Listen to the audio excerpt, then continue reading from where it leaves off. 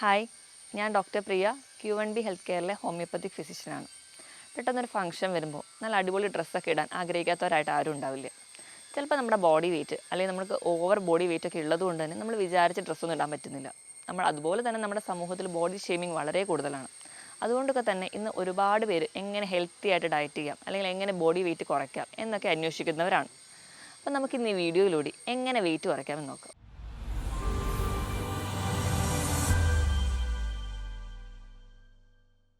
നമ്മുടെ ക്ലിനിക്കിൽ ഒരുപാട് പേഷ്യൻസോ അല്ലെങ്കിൽ ഒരുപാട് ആൾക്കാർ വരുന്നതാണ്.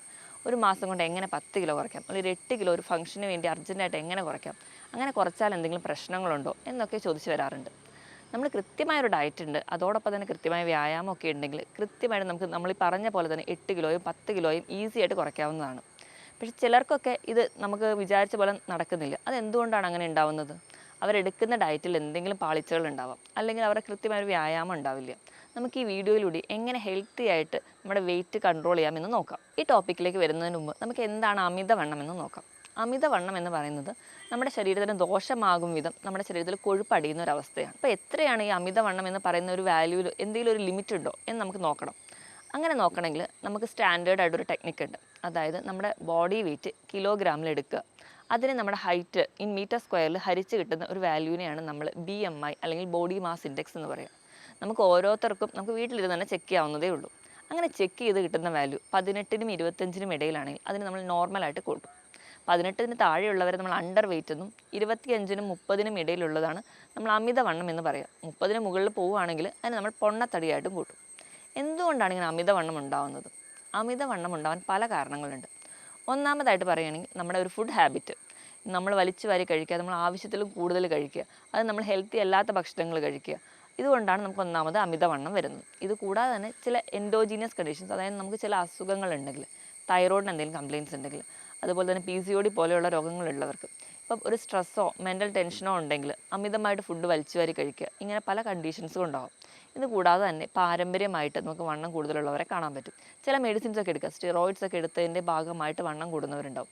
ഇതിനോടൊപ്പം തന്നെ കൃത്യമായൊരു വ്യായാമം ഇല്ല, ഒരു ലേസി ആയിട്ടുള്ള ലൈഫ് സ്റ്റൈൽ ആണെങ്കിൽ അതും നമുക്ക് അമിതവണ്ണത്തിലോട്ട് എത്തും. ഈ ഒരു കാരണങ്ങളൊക്കെ നമുക്ക് അറിയാമെങ്കിലും നമ്മളാരും വലുതായിട്ടൊന്നും നമ്മുടെ ശരീരത്തിനെ പറ്റി ആലോചിക്കാറില്ല. ചെറിയ ചെറിയ അസുഖങ്ങളൊക്കെ നമ്മുടെ ശരീരത്തിൽ പൊട്ടിമുളയ്ക്കുമ്പോഴാണ് നമ്മൾ അമിതവണ്ണമാണല്ലോ ഇതിനൊരു പ്രശ്നമെന്ന് ചിന്തിക്കുക. ഇന്ന് നമ്മൾ കണക്കുകളൊക്കെ നോക്കുകയാണെങ്കിൽ മിക്ക ജീവിതശൈലി രോഗങ്ങളുടെയും ഏറ്റവും ബേസ് ആയിട്ടുള്ളൊരു കോസ് എന്ന് പറയുന്നത് അമിതവണ്ണമാണ്. നമുക്കറിയാം, അമിതവണ്ണം കൂടുന്നതുകൊണ്ടാണ് നമുക്കിന്ന് ഹാർട്ട് കംപ്ലയിൻറ്റ്സ്, അതുപോലെ തന്നെ നമുക്ക് ഫാറ്റി ലിവർ പോലെയുള്ള രോഗങ്ങളും മറ്റ് മെറ്റബോളിക് സിൻഡ്രോംസ് ആയിട്ടുള്ള ഡയബറ്റിസ്, കൊളസ്ട്രോൾ, BP ഇവയെല്ലാം നമുക്ക് ഉണ്ടാവുന്നത്. ഇവയെല്ലാം ഒരു ഫൈനൽ റിസൾട്ട് എന്ന് പറഞ്ഞാൽ നമുക്കൊരു കംപ്ലീറ്റ് ഹാർട്ട് ഫെയിലിയറിലോട്ടൊക്കെയാണ് എത്തുക. അപ്പോൾ നമ്മൾ നോക്കുകയാണെങ്കിൽ ഇന്ന് ഒരു മധ്യവയസ്കരെ മാത്രമായിരുന്നു ഒരു മുൻ കാലഘട്ടത്തിൽ ഈ അമിതവണ്ണം എന്നൊരു പറയുന്ന പ്രശ്നം അലട്ടിയിരുന്നത്. പക്ഷേ ഇന്ന് കുട്ടികൾ തൊട്ട് അമിതവണ്ണമുണ്ട്. അതുകൊണ്ട് തന്നെ PCOD പോലെയുള്ള പ്രശ്നങ്ങൾ നമ്മൾ സ്ത്രീകളുടെ ഇടയിൽ വളരെ കോമൺ ആയിട്ടും കാണുന്നുണ്ട്. ഇതൊക്കെയാണ് പ്രധാനമായിട്ടും അമിതവണ്ണത്തിൻ്റെ കാരണം. നമുക്ക് എങ്ങനെ അമിതവണ്ണം നിയന്ത്രിക്കാം, അല്ലെങ്കിൽ അതിൻ്റെ മാനേജ്മെൻറ്റ് സൈഡിലോട്ട് വരികയാണെങ്കിൽ നമ്മൾ ഏറ്റവും ബേസ് ആയിട്ട് പറയേണ്ടത് ഒന്നാമത് നമ്മുടെ ഭക്ഷണ നിയന്ത്രണം, രണ്ടാമത് കൃത്യമായൊരു വ്യായാമമാണ്. ഭക്ഷണ നിയന്ത്രണം എന്ന് പറയുമ്പോഴും കൃത്യമായൊരു വ്യായാമം എന്ന് പറയുമ്പോഴും ഓരോരുത്തരെ ഡിപ്പെൻഡ് ചെയ്തത് മാറിക്കൊണ്ടിരിക്കും. അപ്പോൾ നമ്മളെല്ലാവരും നമ്മൾ യൂട്യൂബിൽ സെർച്ച് ചെയ്യുന്നു, നമുക്ക് പറ്റുന്നൊരു ഡയറ്റ് എടുക്കുന്നു, നമ്മളത് ചെയ്യുന്നു. നോർമലി നമ്മളെല്ലാവരും അങ്ങനെയാണ് ചെയ്യേണ്ടത്. പക്ഷേ അത് തെറ്റായൊരു രീതിയാണ്. നമുക്ക് കൃത്യമായിട്ടൊരു വെയിറ്റ് കുറയണമെങ്കിൽ നമ്മൾ ആദ്യം തന്നെ ഒരു ഫിസിഷ്യനെ അല്ലെങ്കിൽ ഒരു ഡോക്ടറെ കൺസൾട്ട് ചെയ്യുക. ഡോക്ടറെ കൺസൾട്ട് ചെയ്ത് കൃത്യമായി ഹെൽത്ത് ചെക്കപ്പ് ചെയ്യുക.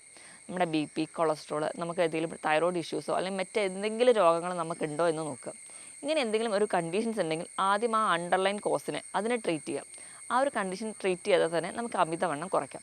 ഇപ്പോൾ ഇങ്ങനെയൊന്നും പ്രശ്നമില്ല, നിങ്ങൾ ഹെൽത്തി ആണെങ്കിൽ നിങ്ങൾക്ക് എങ്ങനെ വെയിറ്റ് കുറയ്ക്കാം എന്നറിയാൻ വേണ്ടി ഒരു കൃത്യമായൊരു ഡോക്ടറുടെ സഹായത്തോടെ കൂടി മാത്രമേ നിങ്ങൾ ചെയ്യാവുള്ളൂ.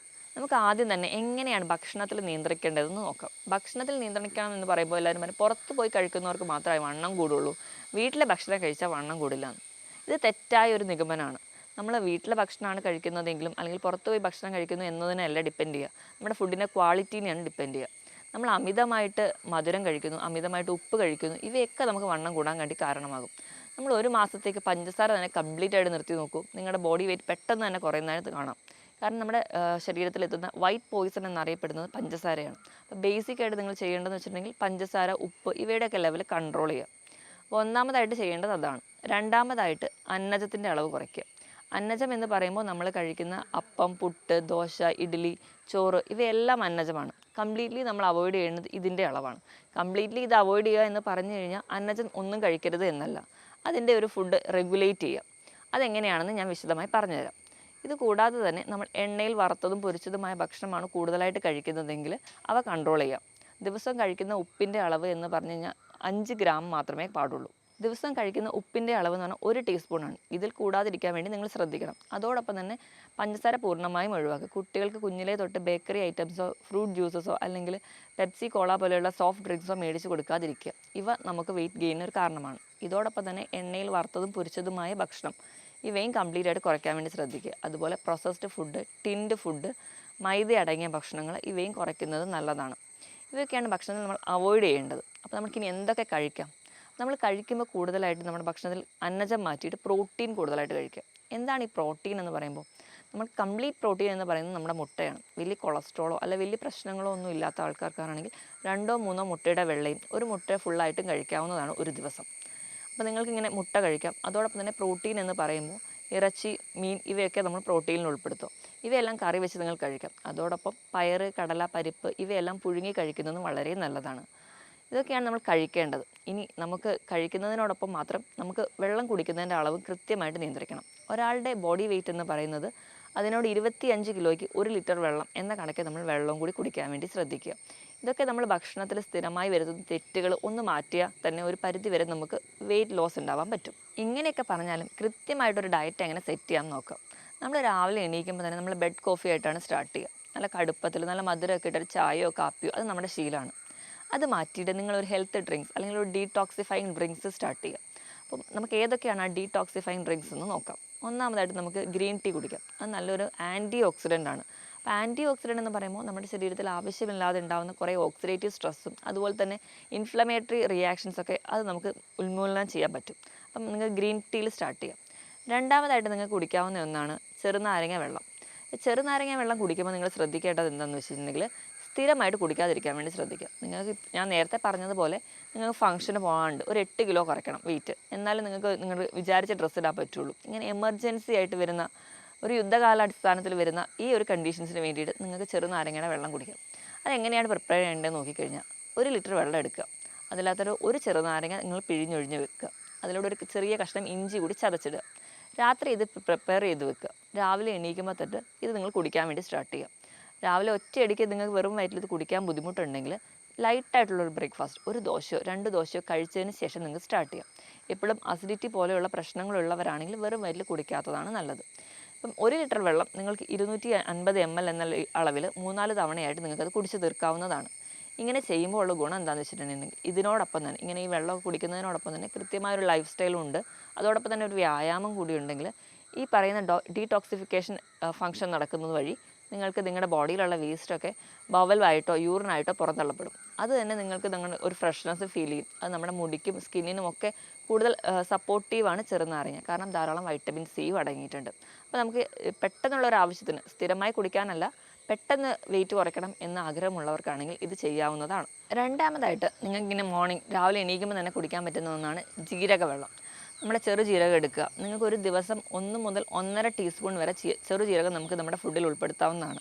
അപ്പോൾ നിങ്ങൾ കുടിക്കാൻ എടുക്കുന്ന വെള്ളത്തിൽ അതിട്ട് ചെറുജീരകം ഇട്ട് നല്ലപോലെ തിളപ്പിച്ച ശേഷം ആ ഒരു വെള്ളം നിങ്ങൾ ഒരു 2 ഗ്ലാസ്സൊക്കെ രാവിലെ എണീക്കുമ്പോൾ കുടിക്കുക. നിങ്ങൾ ഇടയിലുള്ള സമയങ്ങളിലൊക്കെ ഈ ജീരക വെള്ളം കുടിക്കുകയാണെങ്കിൽ നമ്മുടെ മെറ്റബോളിക് ആക്ടിവിറ്റി കൂട്ടുന്നുണ്ട്. മെറ്റബോളിക് ആക്ടിവിറ്റി കൂട്ടാനുള്ള കാരണം എന്ന് പറഞ്ഞാൽ ജീരകത്തിൽ അടങ്ങിയിട്ടുള്ള തൈമോൾ എന്ന് പറയുന്ന ഒരു കണ്ടൻറ്റ് നമ്മുടെ പാൻക്രിയാസിനെ സ്റ്റിമുലേറ്റ് ചെയ്യും. അപ്പോൾ നമ്മുടെ പാൻക്രിയാറ്റിക് എൻസൈംസ് ഒക്കെ നല്ലപോലെ പ്രൊഡ്യൂസ് ചെയ്യും. അതിൻ്റെ ഭാഗമായിട്ട് നമുക്ക് ദഹന പ്രക്രിയ കൃത്യമായിട്ട് നടക്കുന്നു. ഇതിനോടൊപ്പം തന്നെ നമുക്ക് ഗ്യാസിൻ്റെ പ്രശ്നങ്ങളോ അല്ലെങ്കിൽ മറ്റ് പുളിച്ച തകട്ടൽ പോലെയുള്ള ബുദ്ധിമുട്ടുകളുണ്ടെങ്കിൽ അത് പൂർണ്ണമായിട്ട് മാറുന്നതായിട്ടും കാണാം. ഏത് പ്രായക്കാർക്കും കുടിക്കാവുന്ന ഒന്നാണ് ജീരകവെള്ളം. അപ്പോൾ നിങ്ങൾക്ക് സ്ഥിരമായിട്ട് അങ്ങനെ ചെയ്യുകയാണെങ്കിൽ നമുക്ക് ഒരു പരിധി വരെ നമുക്ക് ആവശ്യമില്ലാത്ത ഫാറ്റൊക്കെ ഉരുകി പോകുന്നത് കാണാം. പ്രധാനമായിട്ടും നമ്മൾ ഈ ജീരകവെള്ളം കണ്ടിന്യൂസ്ലി കുടിക്കുകയാണെങ്കിൽ നമുക്ക് തന്നെ അനുഭവിക്കാവുന്ന ഒന്നാണ് നമ്മുടെ വയറിൻ്റെ ഇടിപ്പ് അല്ലെങ്കിൽ അടിവയർ പോലെയുള്ള ഭാഗങ്ങളിലുള്ള മസിൽ ഫാറ്റ് എന്ന് പറഞ്ഞാൽ കുറച്ച് സ്റ്റിഫ്നാണെങ്കിൽ അത് ഒന്ന് ലൂസ് ആവുന്നതായിട്ട് നമുക്ക് തന്നെ ഫീൽ ചെയ്യാം. അപ്പോൾ ജീരകവെള്ളം നിങ്ങൾ സ്ഥിരമായിട്ട് കുടിക്കുന്നത് നിങ്ങൾക്ക് വെയിറ്റ് കുറയ്ക്കാൻ നല്ലതാണ്. മൂന്നാമതായിട്ട് നമുക്ക് കറുകപ്പട്ട അല്ലെങ്കിൽ സിനമൺ ഇത് പൊടിച്ച് അതൊരു നുള്ളിട്ട് ഒരു 2 ഗ്ലാസ് വെള്ളത്തിലേക്ക് ആഡ് ചെയ്ത് നല്ലപോലെ തിളപ്പിച്ച് അത് കുടിക്കാവുന്നതാണ്. എംപ്റ്റി സ്റ്റൊമക്കിൽ കുടിക്കുന്നതുകൊണ്ട് യാതൊരുവിധ ദോഷവുമില്ല. ഇതും നമുക്ക് എക്സ്ട്രാ ആയിട്ടുള്ള ഫാറ്റ് ബേൺ ചെയ്യുന്നതായിട്ട് കാണാം. അതോടൊപ്പം തന്നെ നമ്മുടെ ബോഡി വെയിറ്റ് കുറയുന്നതിനോടൊപ്പം തന്നെ ഇൻസുലിൻ റെസിസ്റ്റൻസ് എന്ന് പറഞ്ഞ ഒരു കണ്ടീഷൻ നമുക്ക് ഉണ്ടാവാറുണ്ട്. അതായത് പ്രമേഹം, ടൈപ്പ് 2 ഡയബറ്റീസ് ഉള്ളവർക്ക്, PCOD പോലുള്ള കണ്ടീഷൻസ് ഉള്ളവർക്ക്. അപ്പം ഈ ഒരു കണ്ടീഷൻ നമുക്ക് കുറയുന്നതായിട്ട് കാണാം. ഈ സിനമണിലുള്ള സിനമാൾഡിഹൈഡ് എന്ന് പറയുന്ന ഒരു കണ്ടന്റ് നമ്മുടെ